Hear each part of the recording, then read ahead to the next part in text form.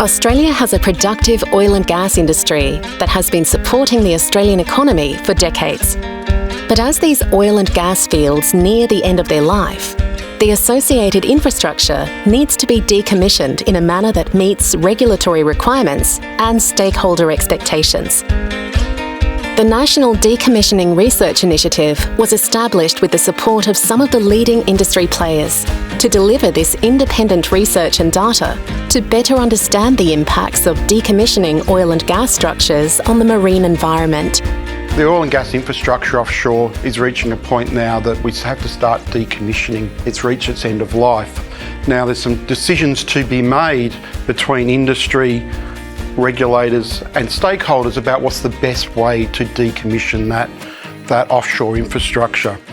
Now clearly we need knowledge to support those decisions, and that knowledge is around the impacts, the risks and the benefits of different decommissioning options. The NDRI was put together to fill some of the knowledge gaps around what are the impacts, risks and benefits of different decommissioning options for the offshore infrastructure. So when we set up the NDRI, there was two really important things for us. One was to have really credible and defendable knowledge come out of it, and the second one was that knowledge be open and transparent to all.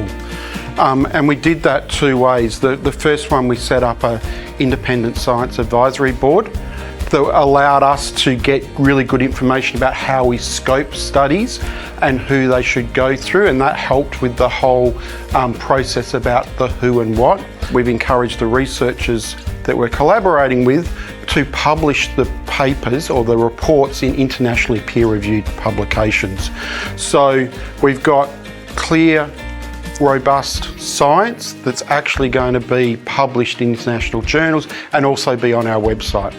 We're dealing with some really big questions. For example, how does life in the marine environment respond to the presence and removal of these structures? What happens to these structures over time? As they degrade, could they release contaminants, and what impact might this have on the marine environment? The NDRI is designed to facilitate scientifically robust research to answer such questions. We also want to ensure that the research is independent of industry.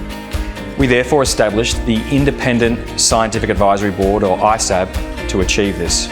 The ISAB is agnostic on whether removal or in situ disposal of these structures is the best outcome. Our mission is to ensure that all decisions concerning the decommissioning of offshore oil and gas infrastructure are informed by independent and high quality science.